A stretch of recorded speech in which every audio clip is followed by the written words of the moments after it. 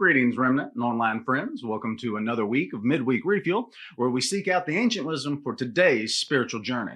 Take a moment to give us a like and make sure to subscribe so that you don't miss a thing. There's also a link down below to our email announcements that's in the description, and you are welcome and invited to sign up so that we can let you know when new videos and lessons are available, both from this, the Midweek Refuel, and also, if you haven't checked it out, the Weekly Jumpstart. We work hard to bring you lessons that go deep and go wide, and we truly appreciate your support and your participation. Today, we are looking at Book 10, chapters 7-8 of Augustine's Confessions. In it, Augustine asks this at first glance, very simple question, quote, "What then do I love in loving my God?" Unquote. Think about that for a good long minute. I love something. I call this something God. Here's a grown man who was raised by a mother who told him about God every single day, every chance that she got, every time she was in his presence, she was telling him about God. Here is a man who is renowned within his own time period and our time period for extremely advanced thinking.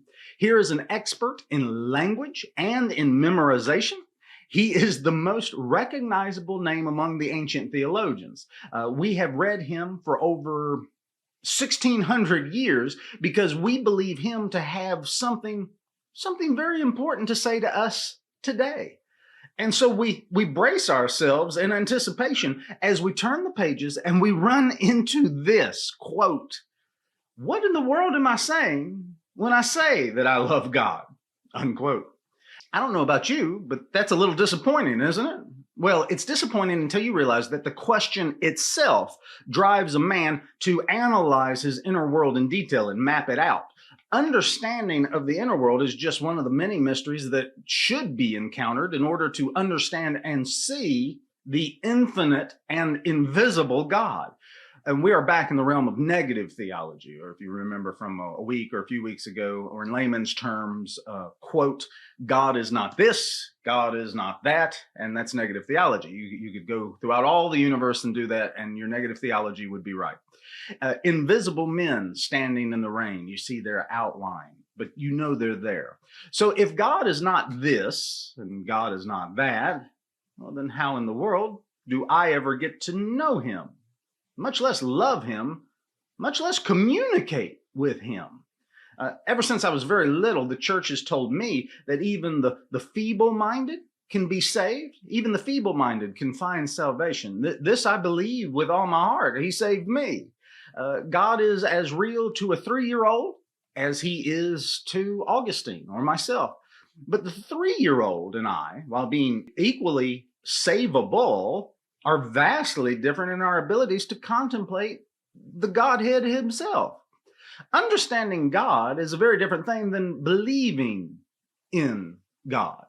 I believe the light switch is going to turn on the lights, but being able to wire it up and describe an electrical circuit, well, that belongs in the realm of electricians and engineers, not your average home buyer.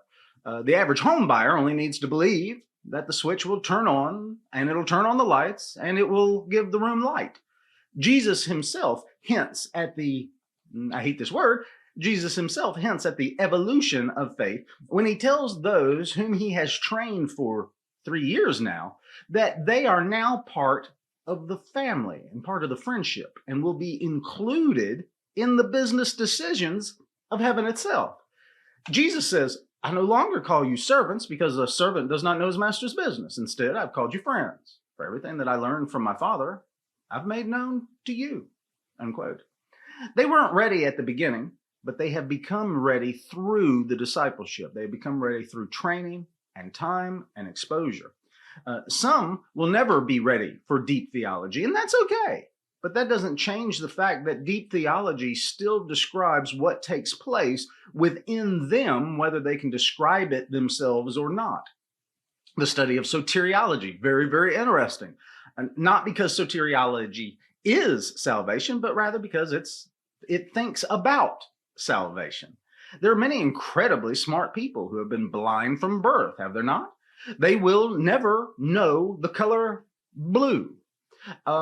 No matter how hard, how long, and accurately you describe blue to them, they'll never know blue. To understand how theology falls on certain ears, try to imagine yourself blind from birth and asking ChatGPT to describe blue to you, which I did. ChatGPT helps the blind out with this wonderful summary. Quote, blue is a primary color in the RGB color model situated between green and violet. It is commonly associated with the sky on a clear day and the ocean. Blue is often perceived as calming and serene color, evoking feelings of tranquility and peace. It can also symbolize depth, stability, trust, and loyalty. Blue has many cultural associations. For example, it is often linked to sadness or melancholy in Western cultures, while in other contexts it may represent spirituality, wisdom, immortality. The specific shade of blue can greatly influence its psychological impact and cultural significance. Unquote. Well, wasn't that helpful? I doubt anyone blind all of a sudden experienced blue. Don't you? So it is with the spiritually blind. Pure theology, at the end of the day, is that undeniable relationship that you have with that thing that sits just outside your inner monologue and presents itself to it as you sit thinking and praying. If you haven't seen blue, you can still talk about it and at least come up with definitions with which even the sighted would agree. Blue is a primary color. Well, that is true, whether you can see it or not. You don't know blue itself, but you do know something about blue now, don't you? Just as Moses never saw God face to face, well, there's scripture that say talk to him face to face like a friend. But there on the mountain, just as Moses never saw God's face in that encounter, he did encounter God closer than anyone else has, and he relays that information to unbelievers just as ChatGPT relays definitions of colors to the blind. If you hear all this God talk and you think we are just making stuff up, might I suggest to you that you might be spiritually blind? And you need a true encounter with God so that your eyes might be opened. It's a reoccurring theme in the scripture. The scales might fall off. Isn't that something you desire? Wouldn't you want to see blue? I have to imagine that a blind person who has spent a lifetime researching the color blue does indeed have a better grasp of blue than the common blind person. Wouldn't you? So it is with theologians. They are going to say things that must be experienced for yourself or accepted on faith, not blind faith, just accepted by faith, just as a deaf person knows about music and can feel its vibrations, so too does Augustine experience God and try with all his linguistic might and linguistic skill to let us feel the heavenly pulsation. So if you want to know what loving God is, then you need to really figure out through which sense or mental window you first spotted the lover of your soul. Or as Augustine puts it, quote, what then do I love? In loving my God, unquote. To discover this God that's out there, that's out there somewhere, Augustine logically begins to deconstruct the avenues through which God might have revealed himself to him. The regular suspects like life force, my five senses, my ability to store memory, and my ability to use stored memory to build foresight. Did I spot God through that force that some call prana, or I call life force? Augustine asked, or Lewis called Zoe, or something like that. Augustine asked, if I did, then the horse and the mule that have no understanding would find him also, for they have the same strength. Through it, their bodies are also alive, talking about the life force, unquote. So it isn't through the prana, or Zoe, or life force that I spotted God, is it? If it had been, then mules and dolphins would have theologies. Fish would swim in Sunday schools. Waka, waka, waka. But they don't. They have life as well, but they seem uninterested and truly unencumbered by anything outside of their hedonistic desires and their physiological demands. They are animated by the same breath of life that we all are. They have that life force, and yet they don't write theologies, do they? Nor do they don't play backgammon. Augustine realizes that we are a game-playing animal. We make entire universes up for our own entertainment, whether it is a board of Monopoly or something like World of Warcraft, an MMO. You just don't find too many monkeys interested in defeating the Lich King. Sorry, I know you wanted to play World of Warcraft with your monkey friend, but he doesn't care.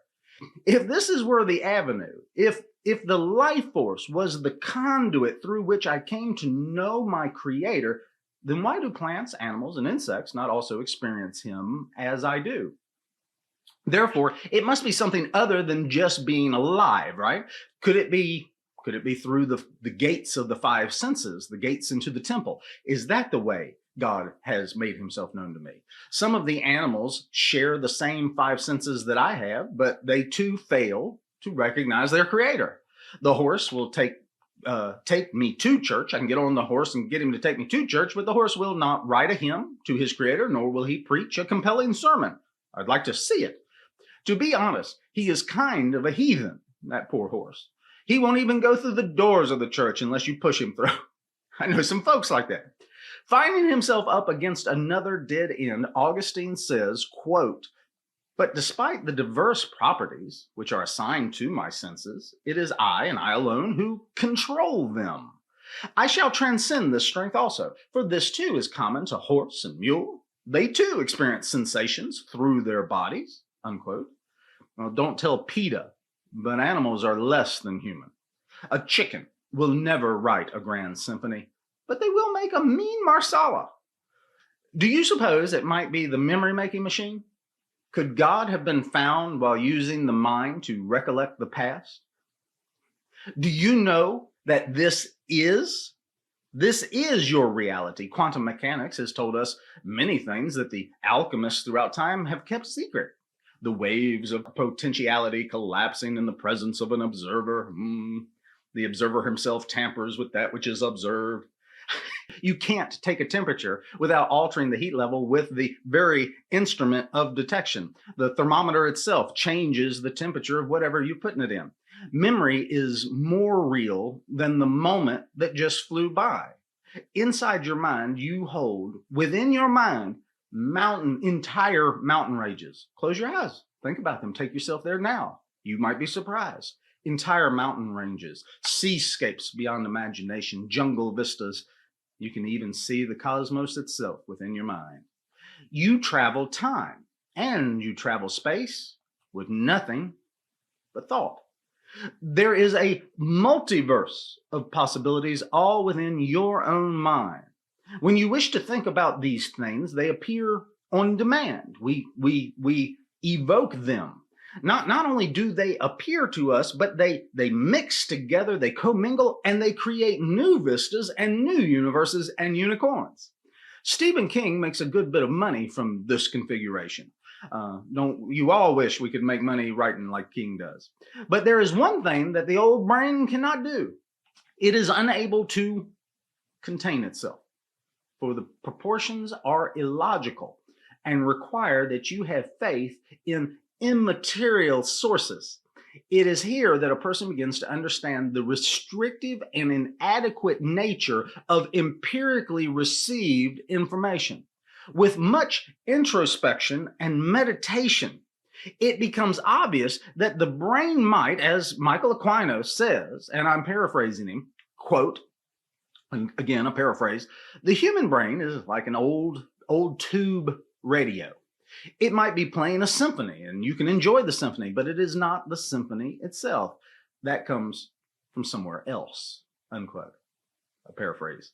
Augustine agrees. He writes, quote, "Great is the strength of memory, great indeed, my God. An inner chamber, vast and infinite. This strength belongs to my mind and to my nature, yet I myself cannot comprehend all that I am. Is the mind then too narrow to hold itself? And if so, what is the part of itself that it does not contain?" Unquote. Augustine discovers through much self-reflection that there is a symphony out there somewhere. He hears it repeatedly. He hears it repeat over and over. He repeats it, but knows not where the symphony comes. It is from that other place. And you know what that other place is. Be honest with yourself. The place that, when you remembered, brings out our hearts to joyful tears with a bittersweet homesickness. And so Augustine realizes that God is not found in the life force, nor is God discovered by the five senses. He hoped that God would be found within the mind, but that also was a dead end for him. God spoke to the mind, but was not to be found within the mind. God is not a remembered entity either. He is a living, breathing, and present in the now entity and a relationship. I can't swear to it, but I believe that Augustine is presenting us with a little mnemonic device that has been used throughout time. Augustine refers to something that he passingly calls the palace of memory, but that's important. What he actually says is this: I shall come to the plains and broad palaces of memory, unquote.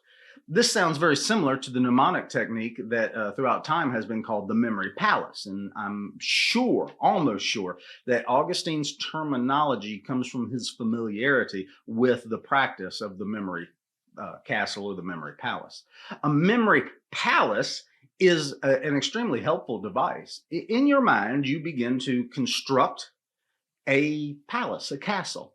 And in your castle, there are different rooms and different kinds of rooms in which you store different kinds of things. Rooms that coordinate with certain kinds of knowledge. You might have a museum or a math room or an archaeology room. Whatever you need, you build. Inside these rooms, you place objects just like you would in any other room, except for the fact that the objects that you put within your room, furniture, paintings, displays, carry with them information that you would like to remember one day. The way in which you do this is unique to you, but when you are done, you should be able to recall information by using your imagination in order to walk around your memory palace. I use a different mnemonic device myself, but it is similar to the teachings, to the techniques taught by a magician like Darren Brown. If not in memory, then what else can the brain do? As we mentioned earlier, the brain can hold memories and recollect data, but it can also construct images of the future. Using his memories, using Augustine's memories, he discovers that he can, quote, take various different images of this sort and weave them together with what is past, and I envision actions, consequences, and hopes that are to come, unquote. The device that holds memory is also in charge of prophecy. Our minds are constantly putting together scenarios for the future. For some of us, this is proactive logic. For others, it's anxiety-producing nightmare. Either way, the brain reaches into the future and tries to make sense of what is yet to come. And yet, even in the realm of prophecy, Augustine does not find the source of his knowledge of God. Notice how I said that. Augustine has a knowledge of God already. It is real and it is life-changing, but it is not God himself. Let's take a look at Book 10, chapters 7 through 9. And if you need a copy, it's public domain and it is available at Project Gutenberg. Starting in chapter 7 of Book 10, what then do I love in loving my God? Who is he that is above my soul? Through that soul I shall ascend to him. I shall transcend my own strength, the strength by which I cleave to the body and fill its frame with living force. Not by that strength will I find my God. If I did, then the horse and mule that have no understanding would find him also, for they have the same strength, and through it their bodies are also alive. There is another strength, not only that by which I make alive the flesh that the Lord has wrought for me, but also that by which I make it percipient. Thus do I bid the eye not to hear and the ear not to see, but assign to the eye and the ear their properties of sight and hearing, and so also with each of my other senses according to their due place and function. But despite the diverse properties which are assigned to my senses, it is I and I alone who control them. I shall transcend this strength also, for this too is common to horse and mule. They too experience sensation through their bodies. I shall therefore transcend even that innate strength of mine, ascending by degrees to him that made me. I shall come to the plains and broad places of memory, where there are hordes of countless images brought in from the things of all kind that the senses perceive. There is the storehouse of all that we ever contemplate, whether by increasing or by diminishing or by altering in some way the objects that our senses have encountered, and of everything else which is entrusted for safekeeping there and has not yet been swallowed up and buried in oblivion. When I am there, I ask for whatever I want. And some things come forward at once, whereas others take longer to search out, as if they are being dug up from some more remote repository. Some things come swarming out at me, and while something else is being requested and sought, leap into view as if to say, "Is it us that you want?" These I swat away from the face of my recollection with the hand of my heart until the thing I want is revealed and comes into sight from the hidden depths. Some things come to hand easily and in unbroken sequence, just as they are requested. Those that come first give way to those that follow on from them, and having given way, are stored up to come forth the next time I want them. All this happens when I relate something from memory. In the palace of memory is preserved, according to its peculiar type, all that is brought in by its proper entrance. Light and color of all kinds and shapes of physical objects are brought in through the eyes. All kinds of sounds through the ears, and smells through the entranceway of the nose, and taste of all kinds through that of the mouth. Through the senses of the body as a whole, we perceive what is hard, what is soft, what is hot and cold, rough and smooth, heavy and light, what is inside and what is outside the body. All these things are taken into the vast recesses of memory with its hidden and ineffable crannies, and are stored up there to be recalled and reconsidered when they are needed. They all enter the memory by their proper doors and are laid up therein. Nor is it they that enter, but rather there are in the memory the images of the things perceived by the senses, standing ready for thought when it recollects them. Who can say how these images are formed? But it is clear by which senses they are apprehended and stored up within. For when I am in darkness and silence, I can, if I wish, bring out of my memory the colors and distinguish between black and white and any others I wish, nor do sounds burst in and upset the thing I am contemplating, which was brought in through the eyes, although they are there lying hidden by themselves. I can summon them too if I wish, and they are immediately at hand. My tongue can be at rest and my throat silent, and I can sing all I want. Nor do the images and colors that are nevertheless present also interpose and interrupt. I am reconsidering another store of treasure, that which flows in through the ears. So also I can remember just as I wish all the other things that are brought in and heaped up by all the other senses. Without smelling, I can tell the scent of lilies from the smell of violets. Without tasting or touching, I can remember honey and boiled must, smooth and rough, and by recollection prefer the former. All these things I do within, in the great hall of my memory. There heaven and earth stand ready for me, with everything in them that I have been able to perceive, save that which I have forgotten. There too I often encounter and recall myself, what I have done, when and where I did it, and in what frame of mind. There are all the things that I have remembered, whether I have experienced them myself or taken on trust another's account. From that same store, I take the likeness of things I have experienced, or which, by inference from what I have experienced, I believe to have happened. I take various different images of this sort, and weaving them together with what is past, I envision actions, consequences, and hopes that are to come. Moreover, I contemplate all these things as if they were in the present. I shall do this and that, I say to myself, in that great vault of my mind, full as it is of the images of so many and so various objects, and this and that follow. If only this or that were so, God forfend this or that. These things I say to myself, and as I say them, there come to me from memory's treasure house the images of all the things to which I refer, nor could I say them all, were they not there. Great is the strength of memory, great indeed, my God, an inner chamber, vast and infinite. Who has ever sounded its depths? This strength belongs to my mind and to my nature, yet I myself cannot comprehend all that I am. Is the mind then too narrow to hold itself? And if so, what is the part of itself that it does not contain? Can it be outside itself rather than inside itself? How then can it not contain itself? Great wonder rises within me over this question. Bewilderment overwhelms me. Men go to marvel at the heights of mountains, at the mighty waves of the sea, at spreading torrents of rivers, at the ocean's circling stream, at the evolution of the stars, yet they abandon themselves and do not marvel that when I say these things, I do not see them with my eyes, nor yet could I say them if I did not inwardly see in my memory the mountains, the waves, the rivers, and the stars, which I have seen, and the ocean, which I believe on trust to exist, all all with as much spatial extension as if I could see them outwardly. It is not that I swallowed up these things by seeing them when I did see them with my eyes, nor is it that they that are within me. It is their images. I know too by which sense each thing was impressed upon me.